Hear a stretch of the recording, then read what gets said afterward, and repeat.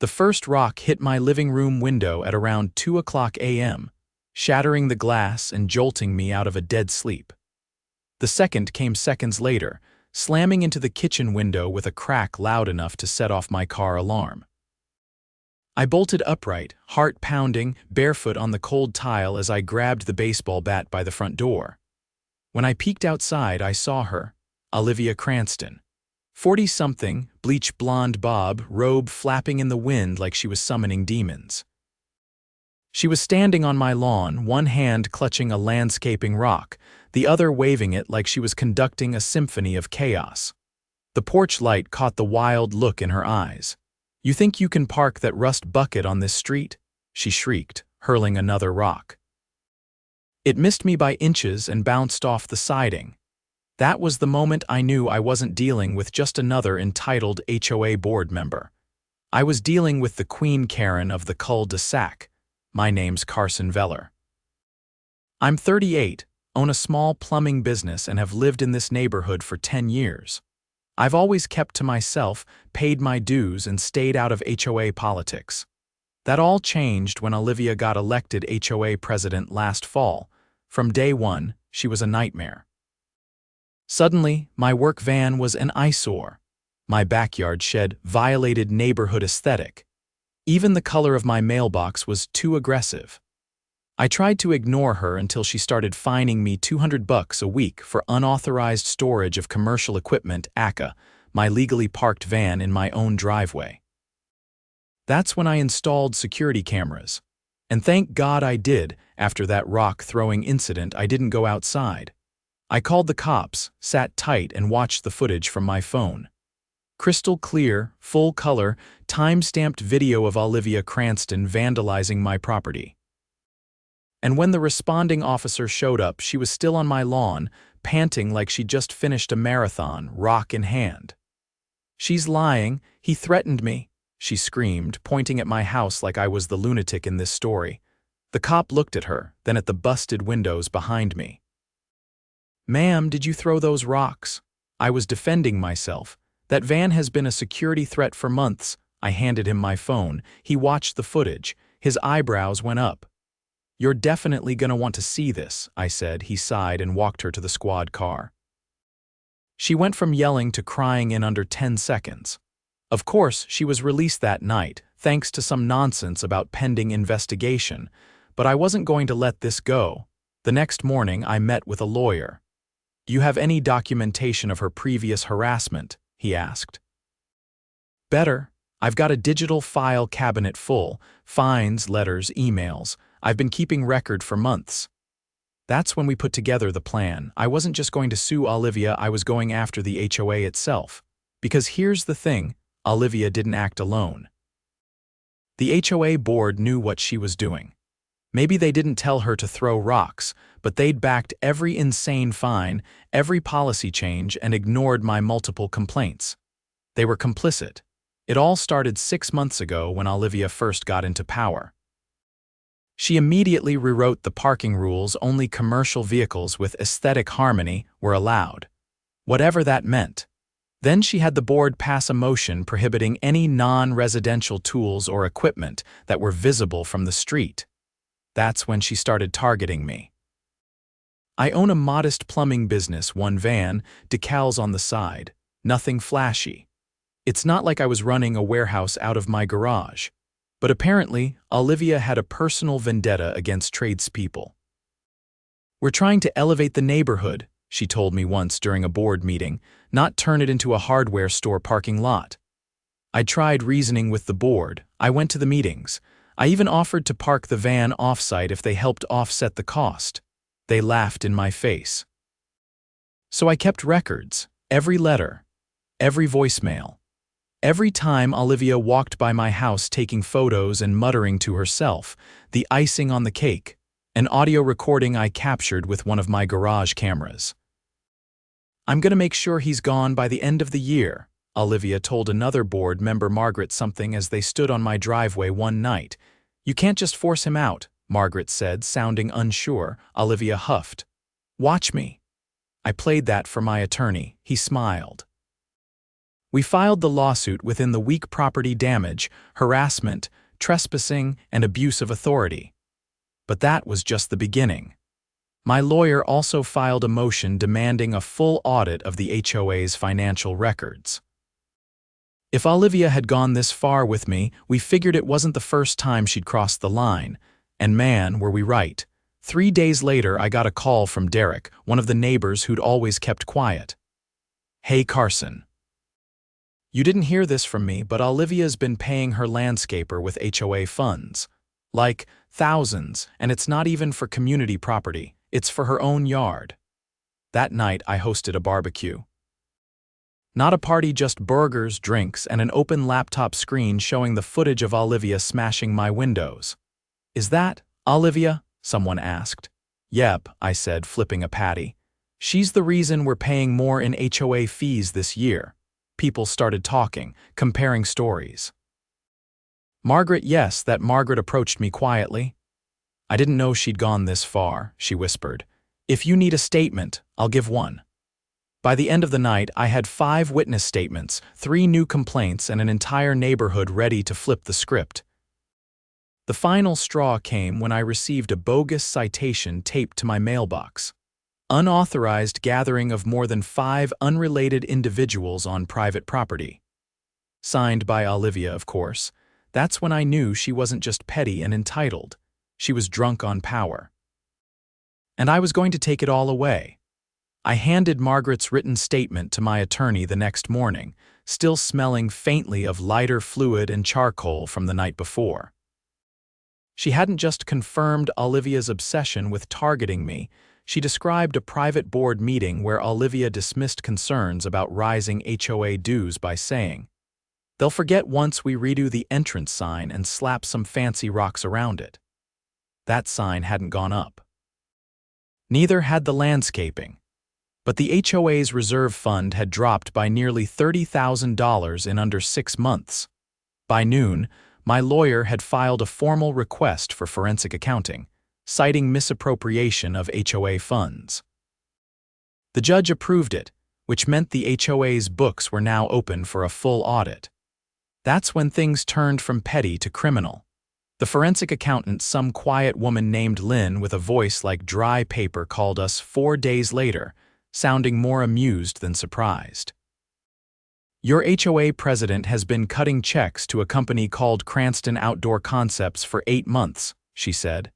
"Let me guess," I said. "It's not a real business." "Oh, it's real," Lynn replied. "It's registered to Olivia's brother at a P.O. box across town.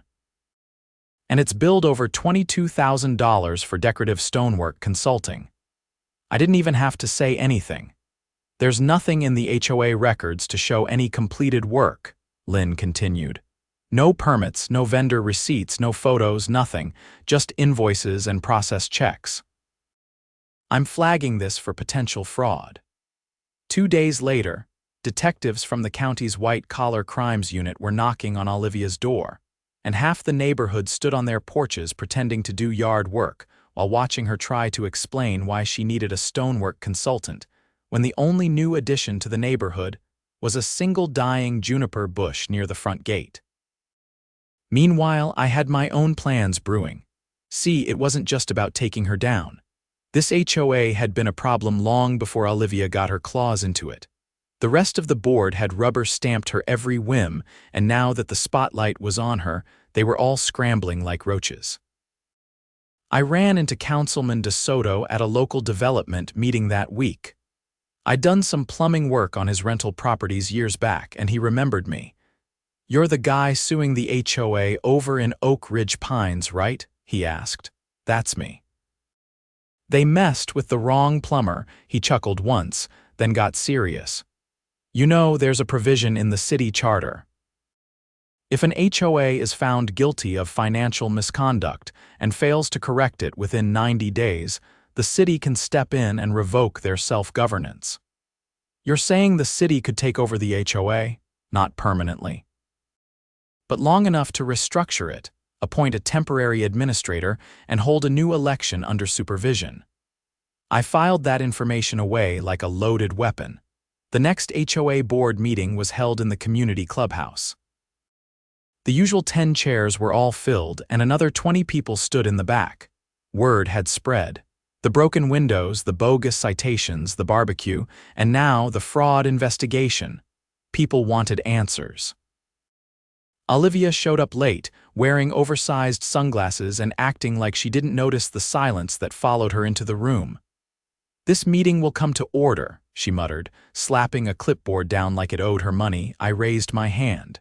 She ignored it. I spoke anyway. "What exactly did Cranston Outdoor Concepts do for our neighborhood, Olivia?" Someone near the back said. "Yeah, I've never seen them work on anything." Another voice. "My dues went up this year. I want to know where they went." Olivia's jaw tensed. "That's not on the agenda for today." "Neither were the cops," I said, "but they seemed to think it was worth a visit." She tried to move on, but the room had turned. People started demanding a full readout of HOA spending. Olivia refused. That's when Margaret stood up. "I move for a vote of no confidence," she said, her voice trembling but firm. Olivia's head snapped toward her. "You don't have the authority." Margaret glanced around. "I think we all do." All in favor, hands shot up, mine included. All opposed, silence. There was no official process in the bylaws for removing the president mid-term, but that didn't stop the crowd from shouting her down and demanding answers. Someone called the city. Another neighbor, Jeff, a retired postal worker, stood up and read the section of the municipal code about financial misconduct. "The city can dissolve the board if we petition for it," he read aloud. "We just need 25 signatures." We had 31 by the end of the night. The next morning, Olivia filed a restraining order against me. It was laughable. She claimed I'd orchestrated a public smear campaign and intimidated her with weapons. My lawyer shredded it in court. The judge dismissed the order in under 10 minutes and warned Olivia about filing frivolous claims. But she wasn't done. That afternoon, I got a notice taped to my garage door again, unsigned, citing me for hosting an illegal political rally on private property. I took it straight to the city attorney's office. 2 days later, the mayor's office issued a public memo stating that the city was investigating Oak Ridge Pines HOA for alleged abuses of authority, financial misconduct, and improper enforcement of local ordinances. It made the local paper. The headline read, "Neighborhood Watchdog or Pocket Tyrant, HOA President Under Fire." That same week, Olivia's brother was arrested for fraud. They traced nearly $36,000 in fake invoices back to his P.O. box. When asked why he thought he could get away with it, he reportedly said, "Olivia told me the HOA doesn't get audited." Turns out, they hadn't been audited in over 5 years. The city stepped in after that. A temporary administrator was assigned to oversee the HOA's finances. Olivia was suspended from the board pending investigation. Margaret was appointed interim president until a new election could be held, but I wasn't finished. The civil lawsuit moved forward. Property damage, harassment, defamation. My lawyer requested damages for the broken windows, lost business from the fines, and emotional distress. Olivia's attorney tried to settle. We declined. During deposition, Olivia tried to paint herself as the victim. She claimed the rocks were symbolic, not intended to cause harm. My lawyer played the footage again. The timestamp, the angle, the force. No jury was going to see it any other way. Then came the kicker. Lynn, the forensic accountant, discovered that Olivia had also used HOA funds to pay for a private security system on her own home. Not the clubhouse, not the gates, just her personal residence. Cameras, motion lights, the works. Over $8,000 billed to the HOA under community safety improvements. That tipped the scales. The city added embezzlement to the list of charges. The DA got involved. Olivia was formally charged with misappropriation of community funds, vandalism, and filing a false police report. She was arrested at her house in full view of half the neighborhood. I watched from my front porch, arms crossed, as they led her to the cruiser. She didn't scream this time. Didn't say a word. Just stared at the ground like it might swallow her up. Good, By the end of the month, the HOA board had been dissolved. A special election was scheduled, and I was nominated to run by Jeff, by Margaret, by practically everyone on my street. I didn't say yes, not right away. I wasn't in this for power. I just wanted peace, accountability. A neighborhood where people could park their vans, mow their lawns, and have a barbecue without being fined into submission. But when the ballots were printed, my name was on them anyway. And judging by the way the community had come together, people who'd never spoken before now organizing cleanups, helping file petitions, and swapping legal advice, I had a feeling we'd never let another Olivia take over again. The election was only 2 weeks away, and though I hadn't officially accepted the nomination, my evenings were spent meeting with neighbors on porches, in garages, and at kitchen tables. People who'd once nodded politely in passing were now leaning in across cups of coffee and asking hard questions about transparency, about oversight, about how we'd stop this from ever happening again. I didn't have polished answers, but I had something better: receipts. Literally. A binder full of HOA purchase records the city's interim administrator had released to residents under the public review clause. Once word got out, people took turns flipping through it, page by page, like it was a true crime novel. And in some ways it was. Olivia's personal security system had been the tip of the iceberg. In one entry, $500 had been charged to community morale outreach, and used to buy artisanal cheese platters from a downtown catering company. There had never been a community outreach event.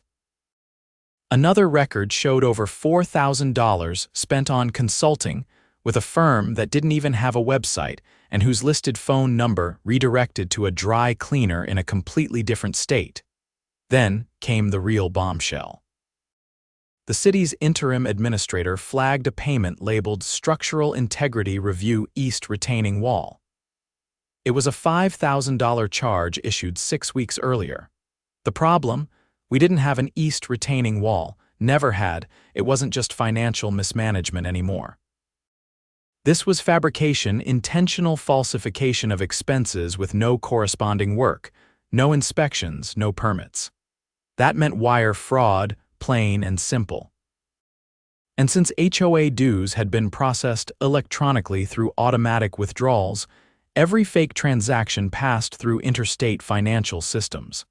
That brought in the feds. 2 agents from a local FBI office showed up at the community center for a closed-door meeting with the temporary administrator and a city attorney. I wasn't invited, but Margaret was, and when she came out, she looked like she'd aged 5 years in 90 minutes. "They're looking at federal charges," she said to me in a low voice. "Not just Olivia, the treasurer too, and possibly the former vice president." I didn't ask her how bad it was. I could see it in her face. That night I got a knock on my door. It was Derek, the quiet neighbor who'd tipped me off about the landscaper scheme earlier. He had a folder in his hands, thick and worn at the edges. "I used to be on the board," he said. "Before Olivia. Back when things were boring and nobody cared." We kept everything in this binder: meeting minutes, expense logs, budget reports. I dug it out of storage when this mess started. I flipped through it. The numbers from 2 years ago didn't even come close to the current expenses. Back then, the HOA operated on less than half the budget Olivia had ballooned it into. She kept asking for more assessments, Derek said. Always said they were temporary, said the city was requiring upgrades. I didn't question it at first. I didn't blame him. Olivia had a way of making people feel like they were the problem if they pushed back. But now the lies were unraveling fast. By the weekend, things reached a boiling point. The community mailbox kiosks, those heavy-duty aluminum stations bolted to concrete slabs, had been tampered with. Someone had pried open the back panel of one and stolen all the mail from half a dozen units. Packages, letters, everything. That wasn't just theft. It was a federal crime. And then people started connecting the dots. The only person with the kiosk master key was the HOA secretary who'd resigned a month ago. The key was supposed to be returned. It hadn't been. And guess who had it last? Her name was Stacy, and she'd been Olivia's closest ally on the board. She'd vanished right after the first audit request was filed, claiming she was taking a break from community service, and had since stopped answering calls. The FBI added mail theft to their investigation. Meanwhile, I was preparing for the upcoming town hall, a forum the interim administrator scheduled to let candidates speak before the election. I didn't plan on giving some polished speech. I just wanted people to know the truth that no amount of fake landscaping or cheese trays was worth what we'd lost. But the night before the event, something strange happened. I came home from a service call to find my garage door open. Nothing was missing, but someone had clearly been inside. My tool racks had been shifted. A shelf near the back had been knocked over. The security camera above the door had been ripped clean off. Whoever did it knew exactly what to disable. I called the sheriff's office, filed the report, and waited, sitting in a camp chair with a flashlight and a crowbar across my lap. Nothing happened. But the message had been sent. The next day, I got a call from the interim administrator. Her tone was clipped urgent. "We've received word that someone attempted to access the HOA's online banking account using outdated credentials. The system flagged it as a breach attempt."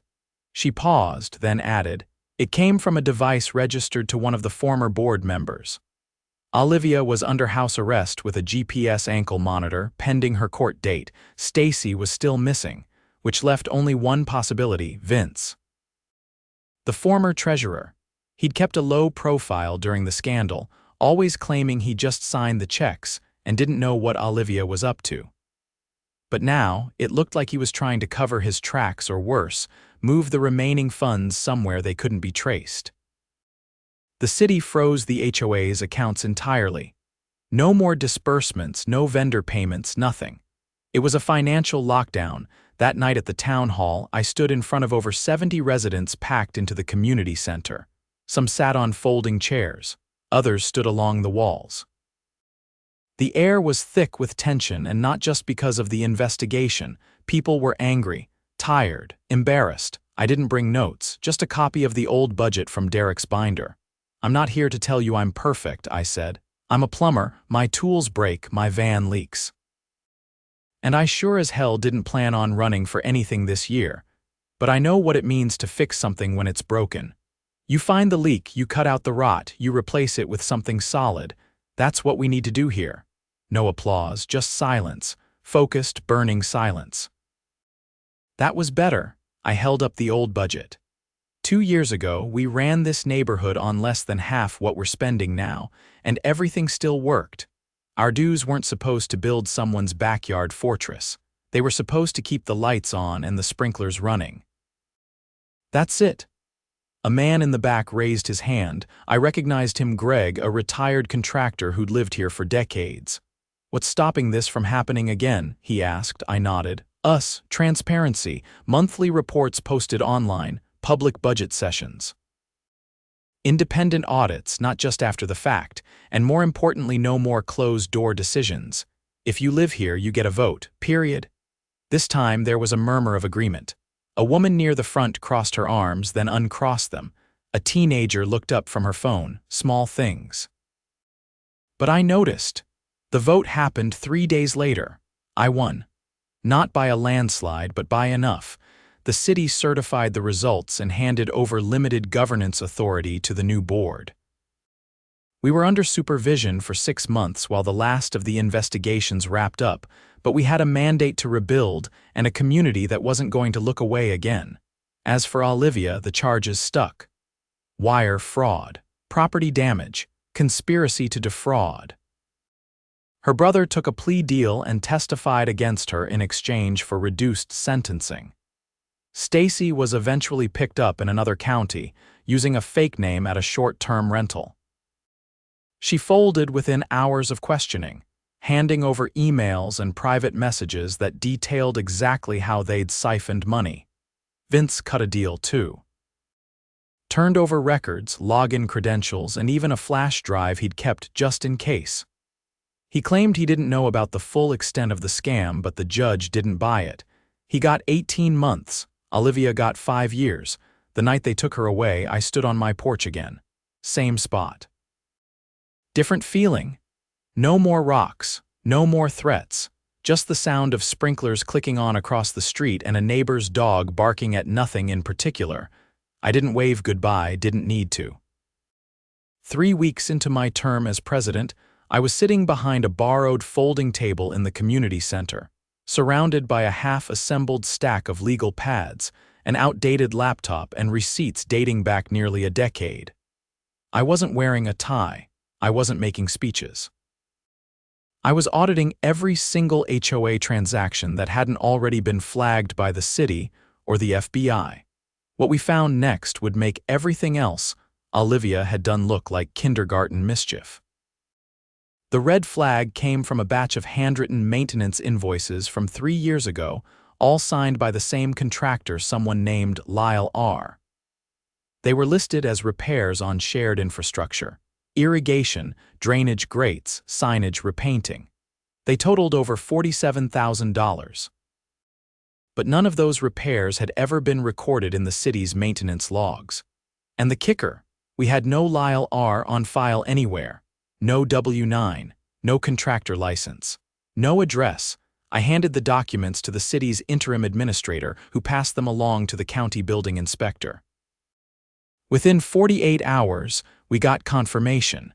Every job supposedly done by Lyle R.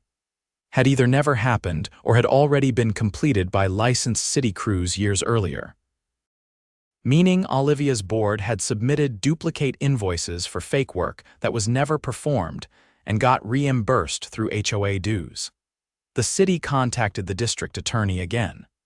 This time, the charges were expanded to include organized fraud and money laundering. The HOA, under Olivia's presidency, had effectively been a shell operation to funnel money through dummy vendors and into private pockets. 2 more former board members were arrested within the week.